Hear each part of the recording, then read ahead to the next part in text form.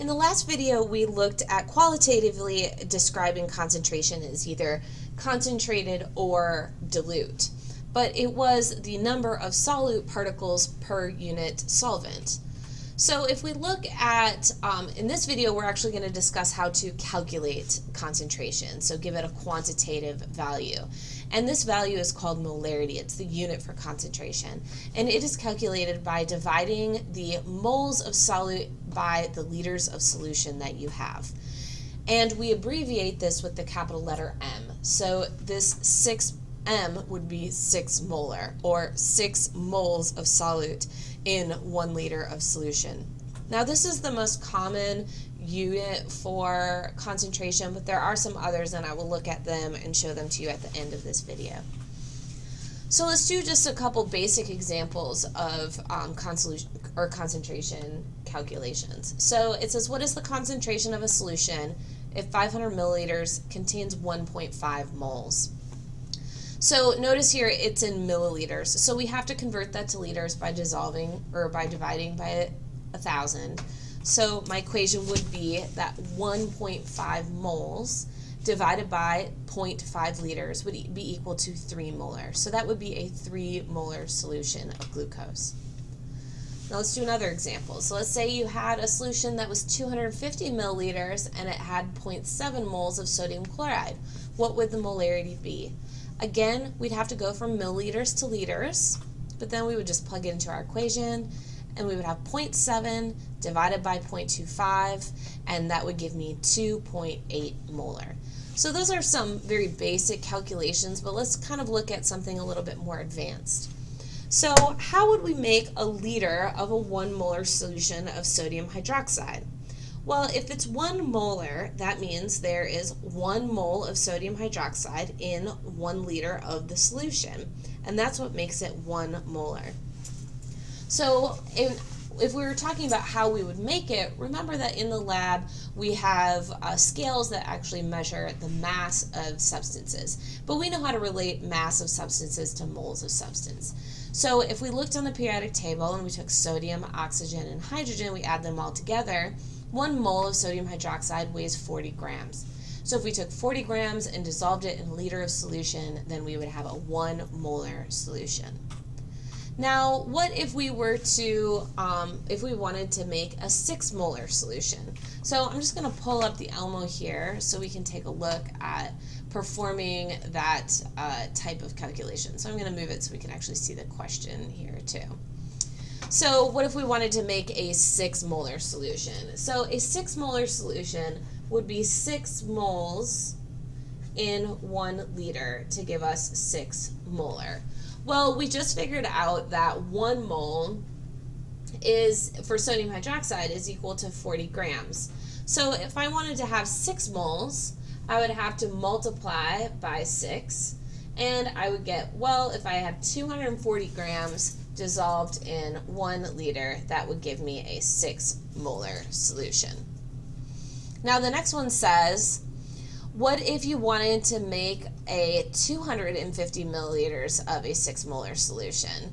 So let's go ahead and solve that. So we know we want it to be 6 molar in the end, right? And we want 250 milliliters, which is 0.25 liters.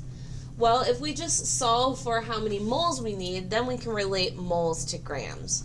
So if we look at this, we're just going to multiply by 0.25 on both sides. So 6 times 0.25, 6 times 0.25 gives me 1.5 moles. So I need 1.5 moles of NaOH in that 250 milliliters to make it 6 molar. Well, I know that I have 1.5 moles. Let's figure out how many grams that is. Well, 1 mole is actually 40 grams. So if I multiplied 40 times 1.5, I get 60 grams dissolved in that 250 milliliters of water would now give me a 6 molar solution. So keep in mind that we can calculate with grams as well as moles using the concentration. All right, So let's continue and look at just a few other examples. So let's say a solution has a volume of 2 liters and contains 36 grams of glucose.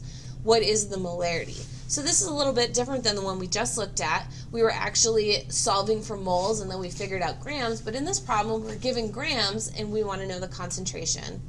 So the first step would be to convert from grams to moles. So I go 36 grams of C6H12O6, and if I add that up on the periodic table, I know that 180 grams is equivalent to a mole. So I get that there's actually 0.2 moles in my solution.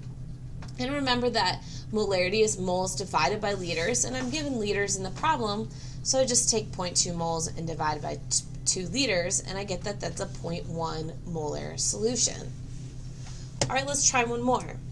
So this one says, how many moles of ammonium nitrate are in 335 milliliters of a 0.425 molar ammonium nitrate solution? So this time we're going to start with our molarity equation. And this should be molar, not moles. Here, let me change that really quick. So molarity, or molar, is equal to moles over liters. So I want to solve for the number of moles. I know that the solution is 0.425 molar, and I know that I have 0.335 liters. So if I solve for moles, I actually have 0.142 moles. And then if I wanted to figure out grams, then I would just do a moles to grams conversion. Now, I said that we were also going to look at some other ways of expressing concentration, and these are percent solutions. So we can do percent solutions based on, that's called percent by volume or percent by mass. And remember that a percentage just means part per unit 100.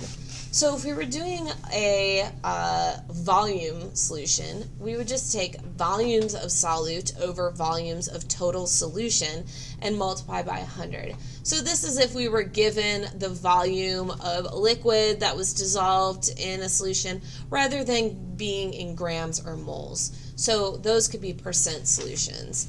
And we've seen these before, like when we looked at mixtures of like 10% or 90% isopropyl alcohol, it's 90% alcohol and 10% water. And if you see this symbol, percent V by V, that's what this means, is volume over volume. Now we also can look at percent by mass in 2 different ways. So mass per volume or mass per mass. So again, this is just a percentage problem where we're taking mass of the solute in grams and dividing by volume of the solution in milliliters and multiplying by 100. Okay, and this is typically indicated by this symbol, so M over V.